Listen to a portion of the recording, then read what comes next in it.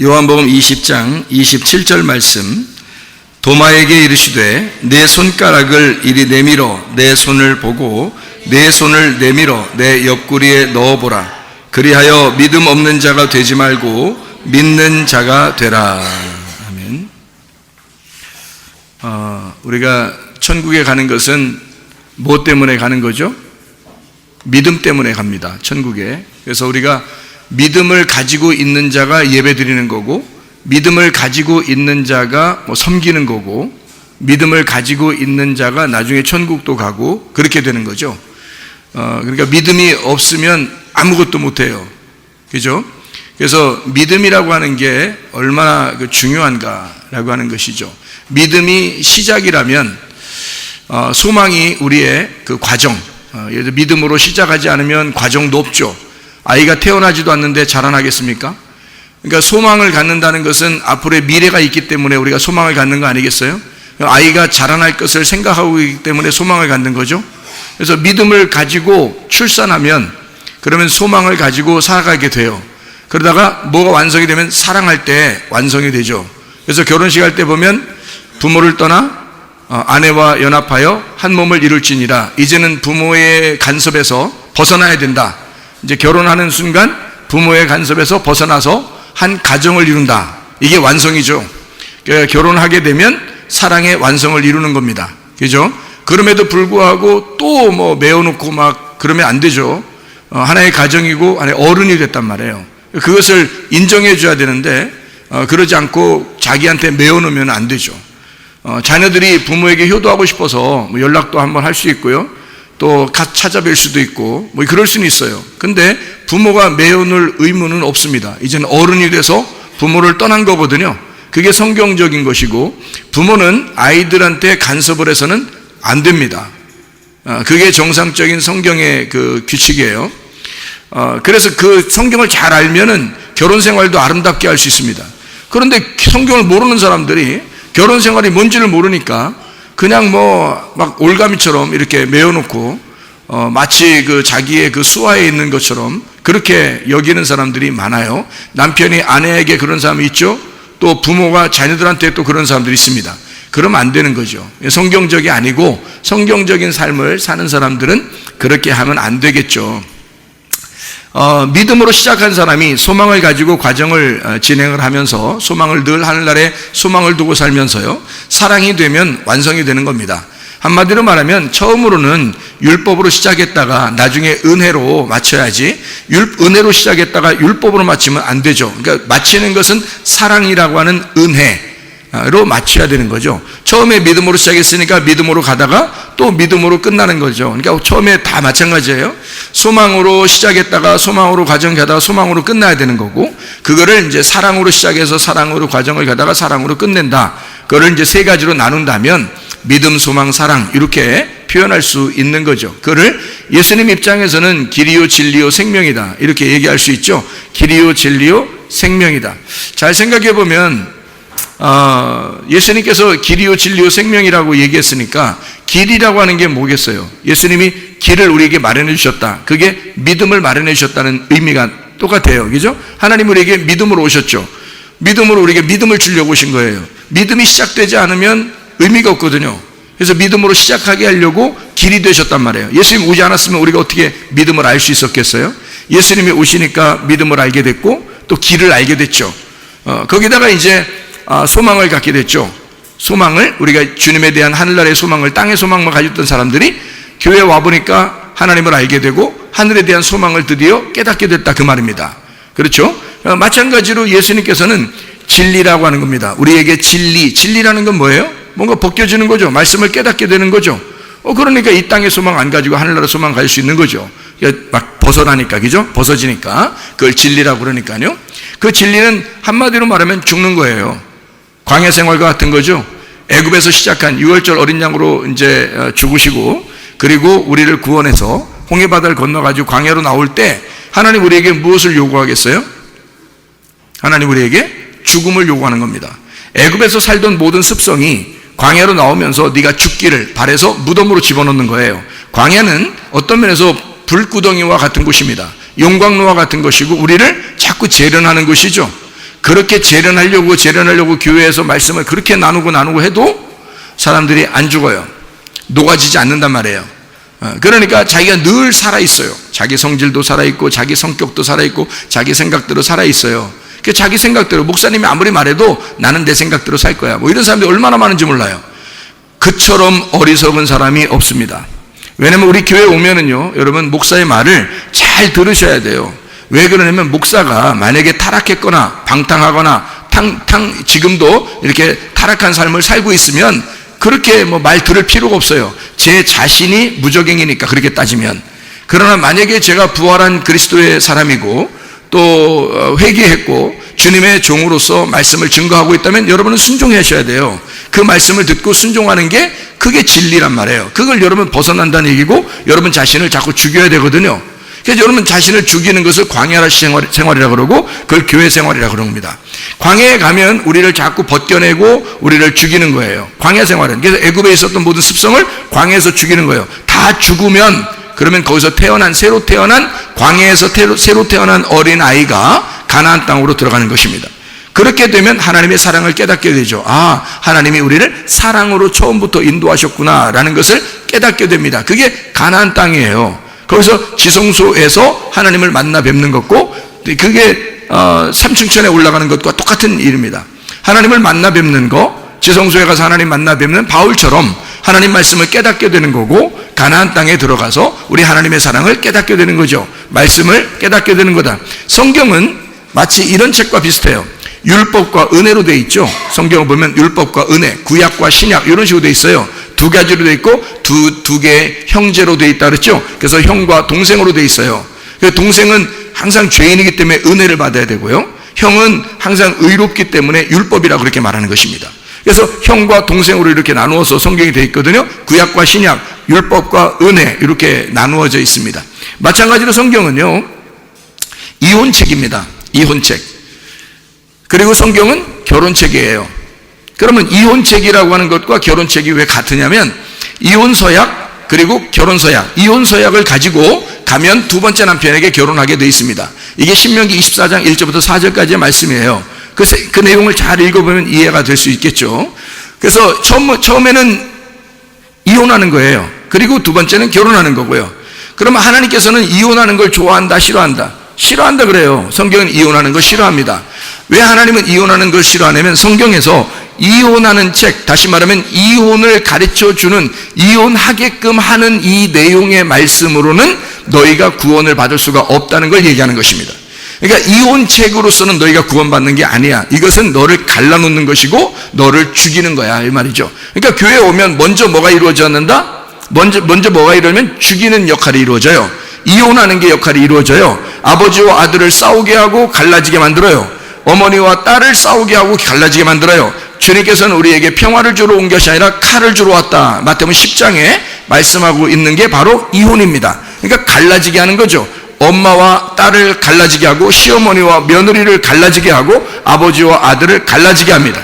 그러면 여러분이 서운하겠죠. 왜 갈라지게 하느냐라고 얘기하는데, 저는 그게 어떻게 보이냐면, 갈라져서 둘이 헤어져 살아라는 걸로 보이지 않고, 둘이 하나가 되게 하려고, 하나님이 둘을 하나로 만들려고 그렇게 갈라내신다라고 보여요, 저한테는.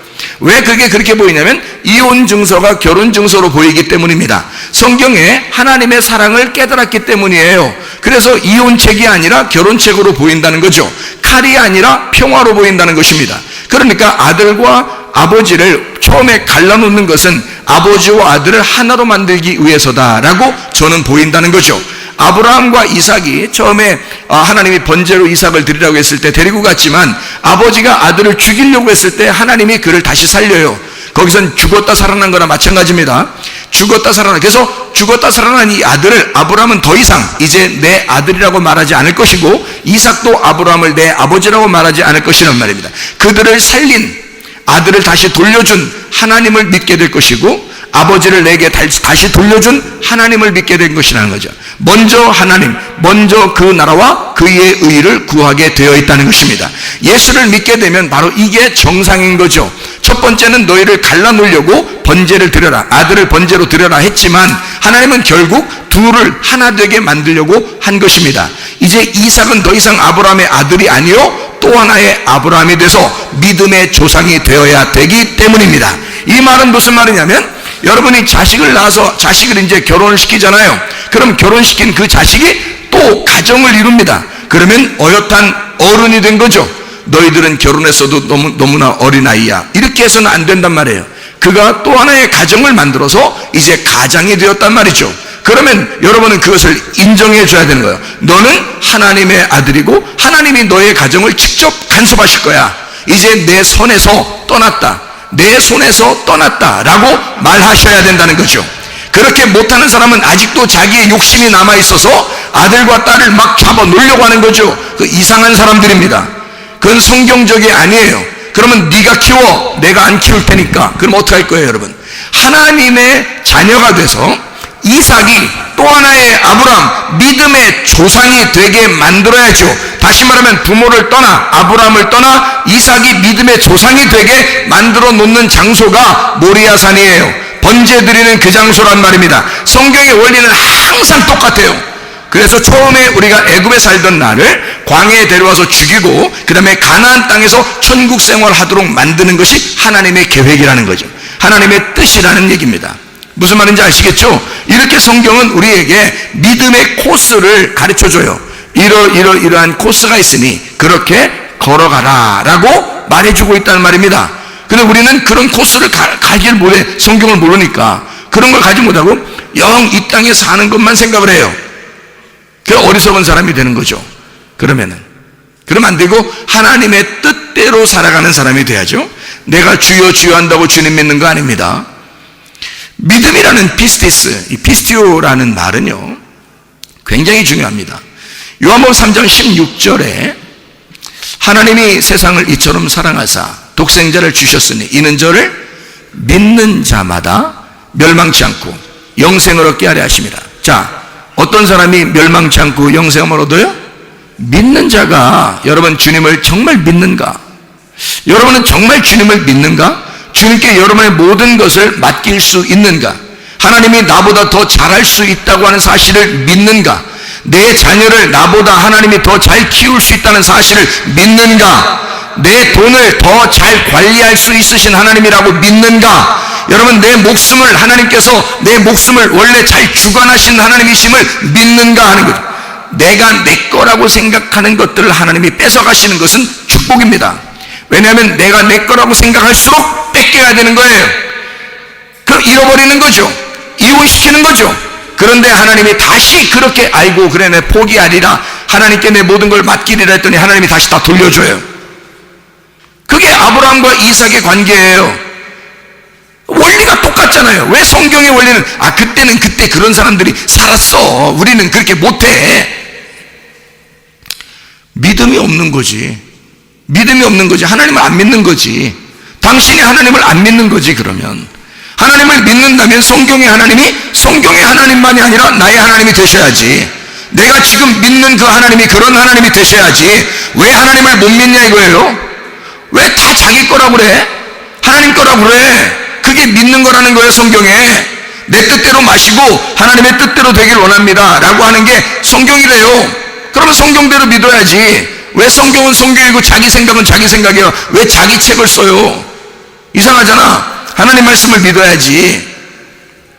자, 무슨 말인지 아시겠죠? 믿음은 우리나라 말로 피스티오라고 하는 이 믿음이라는 말은요, 우리나라 말로 가장 잘 나타내주는 말이 있어요. 그 글자가 어떤 글자일까? 믿음. 이게 피스티스. 이게 가장 우리에게 가장 적당하게 알려주는 우리나라 글자가 있어요. 뭘까요? 의리입니다. 의리. 뭐 알잖아요. 의리. 하나님은 우리에게 의리를 지키시는 분입니다. 의리를. 자, 여러분은 하나님께 의리를 지키는가? 하나님 앞에 철저하게 의리를 지키는 자가 믿음 있는 자예요. 의리가 믿음이에요. 아니 보통 깡패 세계에서도 의리 안 지키는 의리 안 지키면 함부로 대하더라고. 깡패 세계에서 영화 같은 데서 보니까. 그럼 여러분은 하나님한테 왜 의리를 안 지켜? 여러분을 위해서 십자가 못 박혀 돌아가시고 우리를 구원하신 예수 그리스도에게 왜 의리를 안 지켜? 나중에 무슨 화를 당하려고? 왜 의리를 안 지키냐? 믿음이 없냐 이거야. 그러면서도 자기는 뭐 믿네, 뭐 하나님을 믿네, 뭐 그러고 있어요. 의리가 없는데 하나님께 대한 의리를 지켜야지. 생각을 해보시라고요. 깡패도 의리 지키는데 예수 믿는 사람이 깡패만도 못해요? 이상하잖아. 자, 여러분, 이게 어떤 그 양동이가 있어요. 양동이가 이렇게 있는데 그 속에 음식물 찌꺼기를 다 버렸어. 음식물 찌꺼기를 한 반 정도 찼어. 음식물 찌꺼기가 반 정도 찼어요. 아시겠죠? 이 양동에다가 음식물 찌꺼기가 좀 반 정도 찼습니다. 그 위에다가 물을 가득 집어넣었어. 그리고 난 다음에 한 2시간 지나서 그 양동이를 보면 물이 어때요? 네? 물이 어떠냐고. 한 2시간 지나서 그 양동이를 보면 물이 어떠냐고요. 자, 음식물 쓰레기가 이만큼 이렇게 있는데 그거 갖다 물을 갖다 가득 붓거든요. 그리고 이제 막 엄청 들어올 거 아닙니까? 근데 2시간 지나서 이렇게 봤어. 어때요, 여러분? 물이 깨끗해요, 더러워요? 음식물 쓰레기는 밑으로 다 가라앉아서 이게 막 올라와 있다가 가라앉아가지고 위에 물은 맑아내져요. 위에 물이 깨끗해. 그런데 나무를 가지고 가서 나무 가지고 가서 나무에다 쑤셔 이렇게 흔들어. 나무로 딱 꽂아가지고 막 흔들었어. 이제 어떻게 될까? 물이 또 어떻게 될까요? 겉으로 볼 때 깨끗한 물이었는데 막 흔들으니까 어떻게 됐어? 속에 있는 게 다시 올라왔죠. 그럼 물이 원래 이 물은 더러운 물이었던 것을 쑤셔보니까 아는 거야. 맞죠? 그냥 둘 때는 맑은 물이라니까? 근데 쑤시면 아는 거야. 여러분, 속에 음식물 쓰레기 가득 찬 사람이 겉으로 교회 와서 앉아가지고 예배를 드려 깨끗하게 보여. 사람들이 볼 때 깨끗하게 보여. 승질 안 건드니까 깨끗하게 보여. 그렇다가 승질 한번 나게 그냥 확 쑤시면 어떻게 돼? 여러분, 팍 쑤시면 속에 있는 게 또 나와 안 나와? 속에 있는 게 또 확 올라와서 막 더러운 사람 돼. 그러면 그 사람 속이 지금 구정물 같은 이 음식 쓰레기가 속에 있었다는 거예요? 없었다는 거야? 있었는데 없었던 것처럼 안 그런 척 하고 앉아 있는 거야, 이게. 그러니 이게 어느 날 쑤시면 금방 나와, 쑤시면 금방 나와. 안 쑤시는데도 나오는 사람 별로 없어요. 여러분, 다 좋은 말 해주고 착하게 해주고 다 부드럽게 얘기해주면 승질 낼 사람이 누가 있어? 그렇죠? 그러니까 여러분이 누구 승질 건들지 않으려면요, 그러니까 딱 쑤시면 다 승질 내게 돼 있어. 다 음식물 쓰레기가 속에 다 있어서. 그러니까 승질 건들지 않으려면 어떻게 해야 되냐면, 내가 비법을 가르쳐 드릴게요. 부인이든 남편이든 하여튼 자녀든 부모든 승질 안 건들려면 딱 이렇게 하셔야 돼. 어떻게 하면 좋겠어요? 부드럽게 얘기하면 돼. 부드럽게 조용하게 얘기하고, 막 그쪽에서 승질 확 건드리려고 그래, 나를. 그러면 또 부드럽게 얘기해. 또 승질을 막 하려고 그래? 승질 나게 하려고 그래? 또 다시 부드럽게 얘기해. 부드럽게 몇 번 계속 부드럽게 얘기하면 그쪽 사람이 미안해져. 승질 막 돋구는 게 미안해지고 승질 내는 게 미안해져, 그쪽에서. 그러면 싸움이 안 나. 부드럽게 얘기하면 돼요. 그러니까 여기서 딱 쑤시면 승질나게 하잖아요? 분명히 다 쏟아나와. 속에 음식물 찌꺼기들이 있었기 때문에. 이게 인간의 마음이야. 이게 인간의 마음이야. 여러분, 어떻게 해야 이게 깨끗한 진짜 물이 될까요? 진짜 어떻게 해야 진짜 깨끗한 물이 될까? 제가 설거지를 이렇게 자주 하거든요. 우리 집사람이 좀 몸이 좀 안 좋다고 할 때가 있고 그래서 제가 설거지를 자주 해요. 그러니까 우리 집사람은 주부습진이 없습니다. 저는 주부습진이 가끔 생기고요. 우리 집사람은 주부습진이 없어요. 제가 주로 물을 만지거든요. 그러면 제가 물을 만질 때 설거지할 때 기분이 참 좋습니다. 왜 기분이 좋냐면 더러움이 씻겨나가니까 참 기분이 좋아요. 더러움이 씻겨나가니까요. 근데 이게 특징이 하나 있더라고요. 음식물 쓰레기가 이렇게 좀 있잖아요. 근데 밥그릇에 이렇게 남아있기도 하고 국그릇에 남아있기도 하잖아요. 근데 이것이 어떻게 하면 이게 깨끗해지는가 봤더니 어떻게 하면 그냥 있는 상태에서 깨끗해질 수 있냐면 이렇게 하면 깨끗해지더라고요. 물을 계속 틀습니다. 물을 계속 틀어서 거기다 갖다 대면 돼요. 물을 계속 틀면 여기 찌꺼기 있는데도 물을 계속 틀면 이게 찌꺼기가 나가고 계속 이게 새로운 것이 들어오니까 물이 새로운 게 들어오니까 깨끗한 물이 돼요. 이렇게. 그렇죠? 그러면 여러분 내 속은 더러운데 내 속이 진짜 맑은 물이 되고 깨끗한 물이 되려면 이제 어떻게 해야 돼? 물을 계속 집어넣으면 돼. 그러면 이 속에서 지가 못 견디고 음식물 쓰레기가 나가기 시작하는 거야. 설거지 안 해봤어요? 저만 아는 거 아니잖아. 저만 아는 거 아니잖아. 설거지 해보신 분들은 다 알잖아. 그렇죠? 그러니까 이게 통도 깊이 음식물 쓰레기 있어도요 계속 수돗물로 계속 이렇게 쏘면요 없어집니다. 나와서요. 이 속이 나중에 맑은 물 돼요. 그러니까 이 물은 구정물이 아니죠.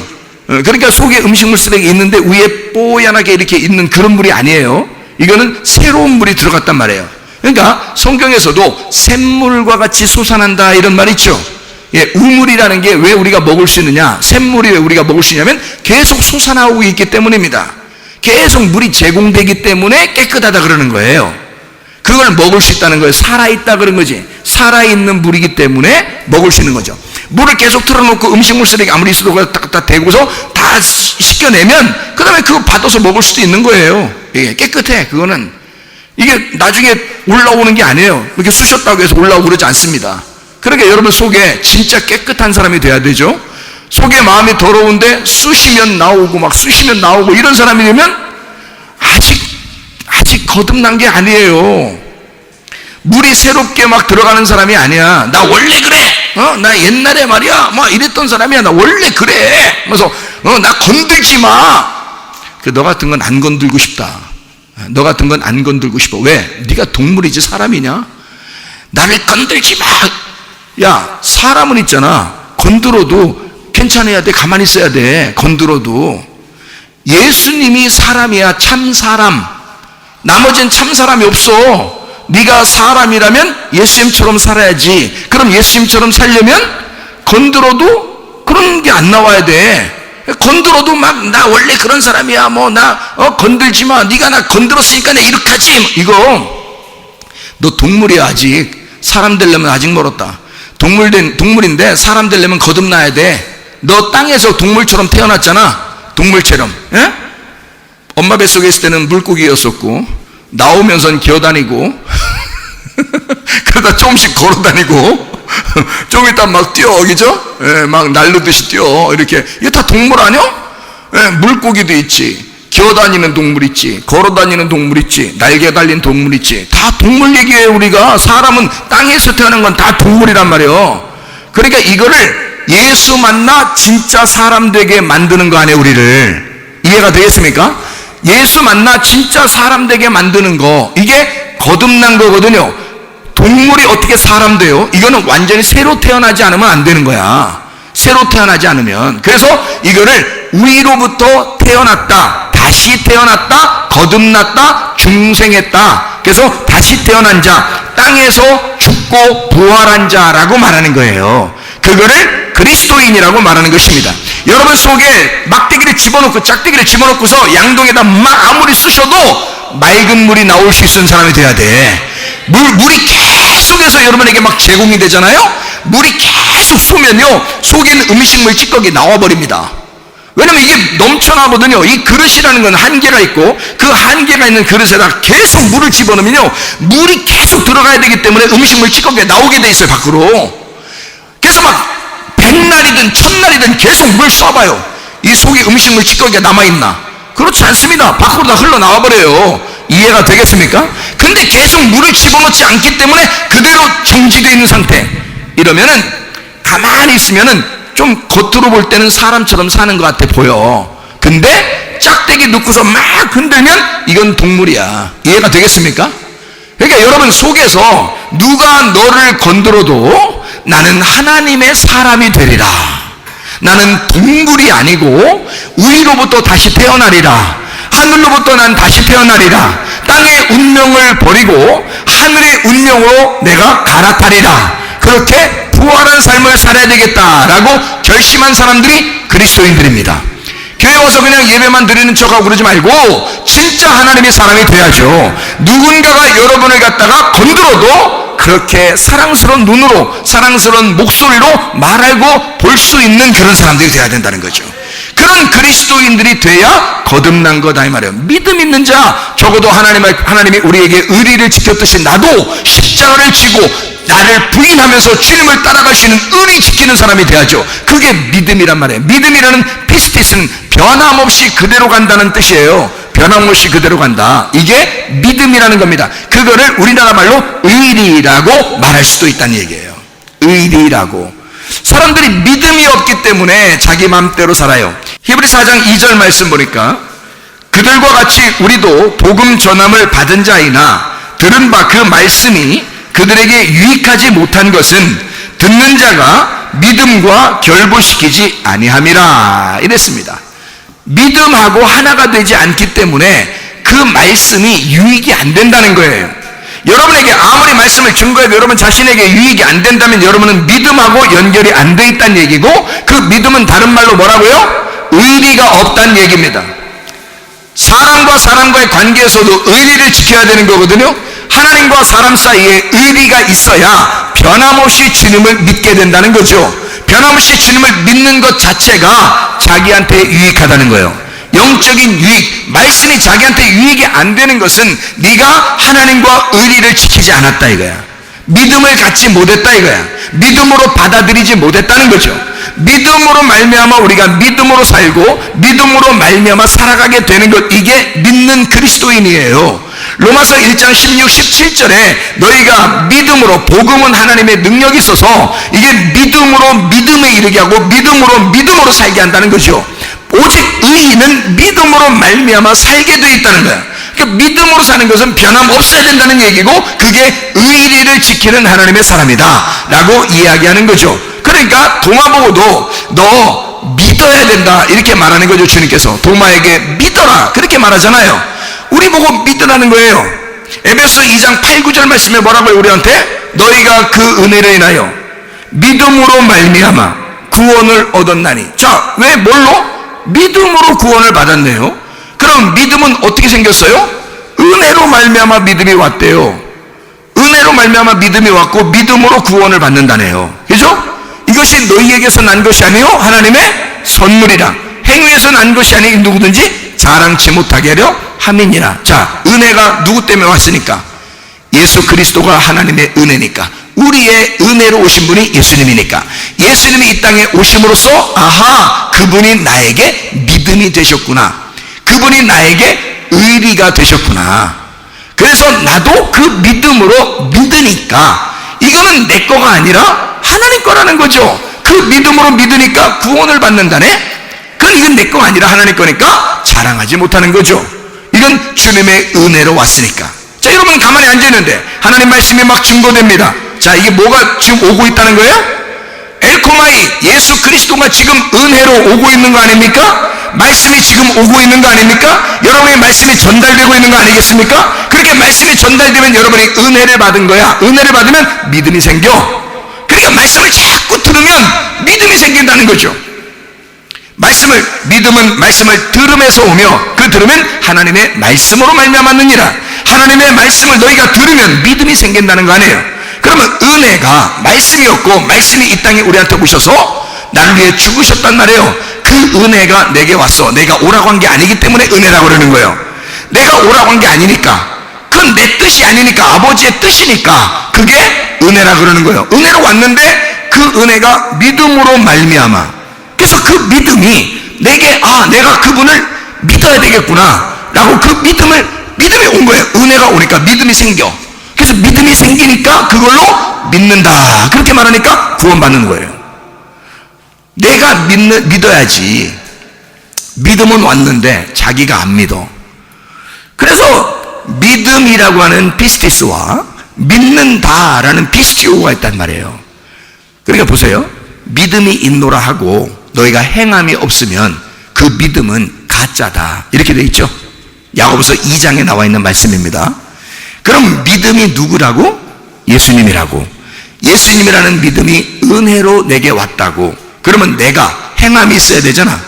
그럼 행함이 뭐요? 뭐 어떻게 해야 돼? 내가 믿는다는 걸 어떻게 해야 돼? 그냥 그 믿음을, 그 오신 그 말씀을 네가 믿는다.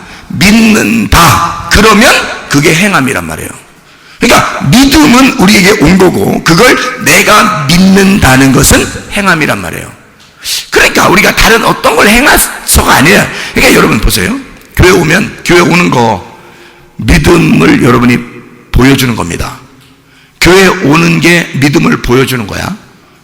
하나님 앞에 헌금도 하고, 어려운 사람을 도와주기도 하고, 선교도 하고, 그리고 교회를 운영하려고 하고, 숨기고 봉사하고 헌신합니다. 그게 뭘 보여준 거예요? 내 속에 믿음이 있다는 사실을, 하나님이 내게 의리를 지켜서 나를 사랑하신다는 사실을, 나도 주님을 사랑합니다 하는 표현이란 말이에요. 그거를 교회 사람들은 할 수 있는데 교회 안 다니는 사람들은 그걸 못해요.